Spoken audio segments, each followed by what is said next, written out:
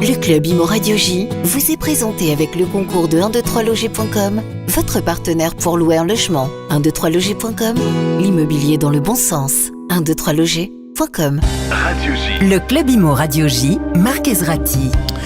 Bonjour à tous et bienvenue dans le Club Imo Radio J.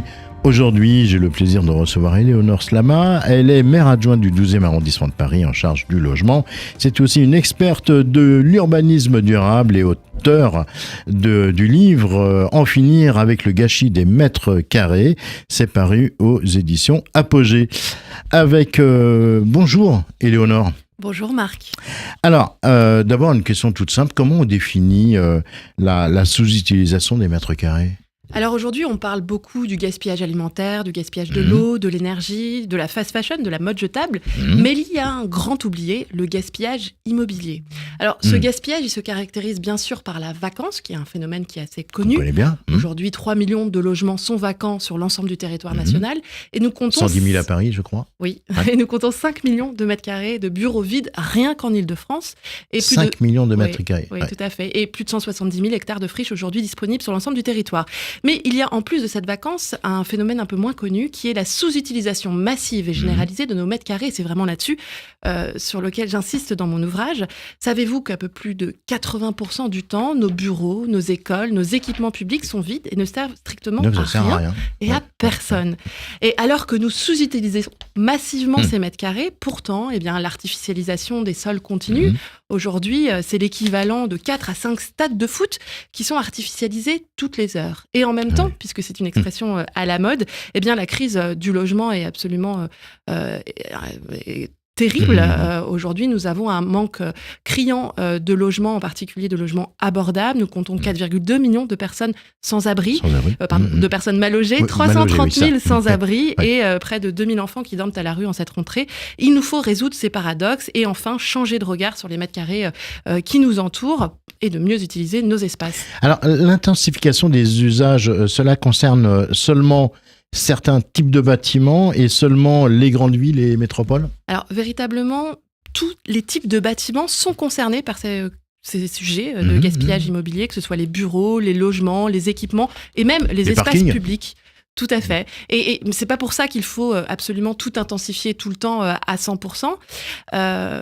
C'est un sujet qui est tout à fait important et partout sur le territoire, quelle que soit la taille de la ville, c'est quelque chose de finalement naturel, de logique dans les villes denses comme Paris, les grandes métropoles où le foncier disponible est assez rare, mais c'est tout aussi pertinent dans les villes de taille moyenne ou les zones rurales où cela peut permettre d'adresser un besoin dans un environnement qui dispose de ressources limitées. C'est typiquement, par exemple, très concrètement, l'hôtel Cossu du coin ou le centre de vacances qui peut disposer en son sein, je sais pas moi, d'un terrain de tennis ou d'une piscine et qui pourrait très bien les mettre à disposition des écoliers dans les villes avoisinantes pour pouvoir, par exemple, apprendre à nager ou à faire du sport.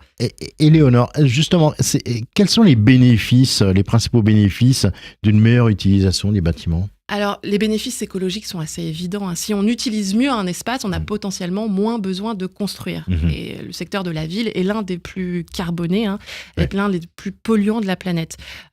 Et je salue malgré tout les efforts du secteur de la fabrique urbaine pour se décarboner, mais n'oublions pas que même le plus décarboné des mètres carrés construits sera toujours un mètre carré de trop s'il n'est pas ou pas assez utilisé.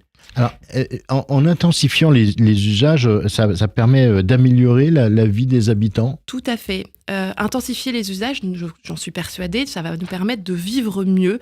Déjà parce que ça nous permet d'augmenter l'offre de services pour les usagers ou les riverains d'un site. Cela aussi permet de répondre à une véritable amélioration de la qualité urbaine grâce à ce qu'on peut appeler le frottement des usages, des publics différents qui sont amenés à se croiser ou à se côtoyer davantage. Cela accroît les liens entre les gens, cela renforce la mixité.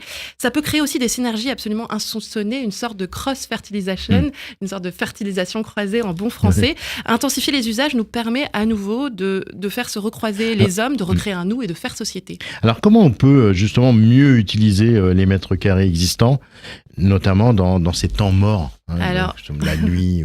Voilà, justement, en activant un certain nombre de leviers comme la chronotopie, qui implique de penser l'usage d'un bâtiment, d'un espace en fonction des différentes temporalités, le jour, la nuit, la semaine, le week-end, les saisons, les mois.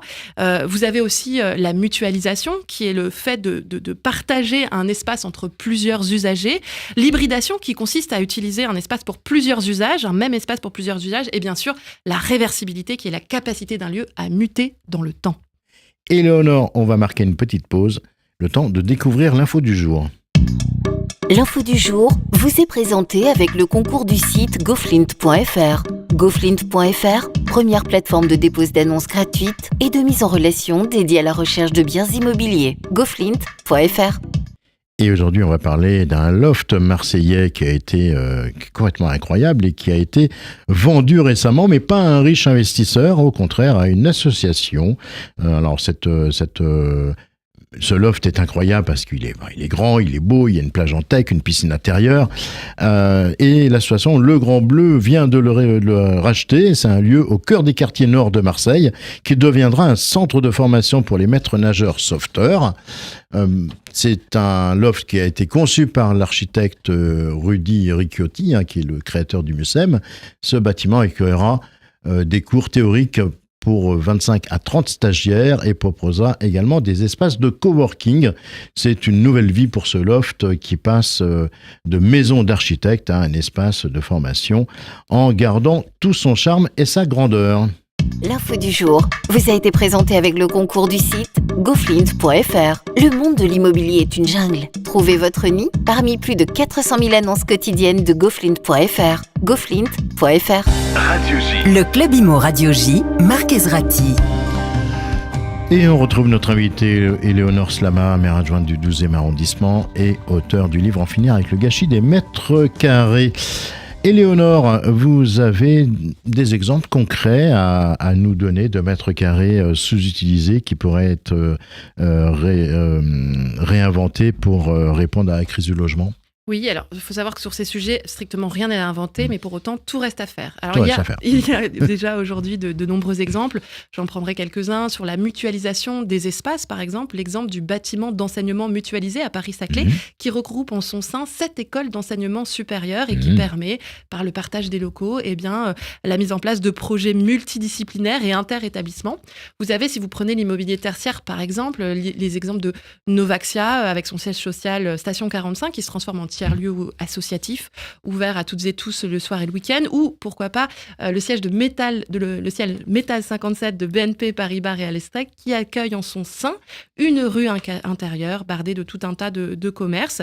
Vous avez également une association que j'apprécie beaucoup qui s'appelle les Bureaux du Cœur, qui permet à des personnes sans abri, accompagnées par des travailleurs sociaux, de dormir la nuit dans les bureaux inoccupés, et c'est tout à fait vertueux. Vous avez pourquoi pas également les cours d'école qui sont ouvertes, certaines en tout cas, de cours d'école et de crèches qui sont ouvertes à Paris le week-end aux petits Parisiens. La salle sur demande du département de l'Isère dans les collèges, qui permet à chacun de réserver un espace.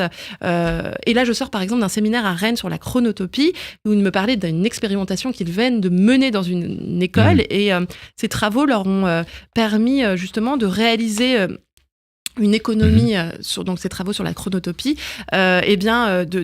d'économiser 800 000 euros et d'éviter la construction neuve de 200 mètres carrés, tout en améliorant le confort d'usage. Éléonore, vous avez lancé récemment l'Intensiscore. Est-ce que vous pouvez nous expliquer comment il fonctionne rapidement et est-ce que c'est un petit peu comme un Nutri-Score des bâtiments ? Exactement. Alors, dans le cadre de l'Université de la Ville de Demain, qui a été portée par la Fondation de Palladio, j'ai créé un groupement d'acteurs publics-privés dans lequel vous avez la direction de l'immobilier de l'État, la Ville de Paris, SNCF, Immobilier, mais aussi Bouygues Construction, JLL, Novaxia, Link City et SFL, et avec Paris Senco. Et vraiment, nous venons de sortir un Intensiscore, qui est donc la première échelle de mesure de l'usage des bâtiments et des espaces. Ça va vous permettre d'avoir une idée objectivée de l'utilisation de votre espace et surtout des idées, des clés pour agir et en améliorant en améliorer l'usage. Donc nous avons un guide très concret pour lever tous les freins juridiques, assurantiels, techniques de gestion. Nous avons élaboré aussi avec tout un tas d'experts, en particulier des notaires, comme l'étude de notaires chevreux, des urbanistes, des architectes, les pompiers ici, parce qu'on a tout un volet de réglementation incendie. L'idée, c'est de donner à chacun la possibilité d'agir, les clés pour agir sur ces questions-là, parce que intensifier les usages, c'est nous permettre de vraiment vivre mieux ensemble. En finir avec le gâchis des mètres carrés. On rappelle, c'est votre ouvrage qui est paru aux éditions Apogée. Merci beaucoup, Éléonore Slama, maire adjointe du 12e arrondissement, d'avoir fait le détour par les studios de Radio J aujourd'hui. Voilà, le Club Imo, c'est terminé pour aujourd'hui. Je vous retrouve avec grand plaisir lundi prochain. D'ici là, très belle fin de semaine à toutes et à tous. Le Club Imo Radio J vous a été présenté par 123loger.com. Sur 123loger.com, les locataires postent leur profil et ensuite, ce sont les propriétaires qui prennent contact avec eux. 123loger.com, l'immobilier dans le bon sens. 123loger.com.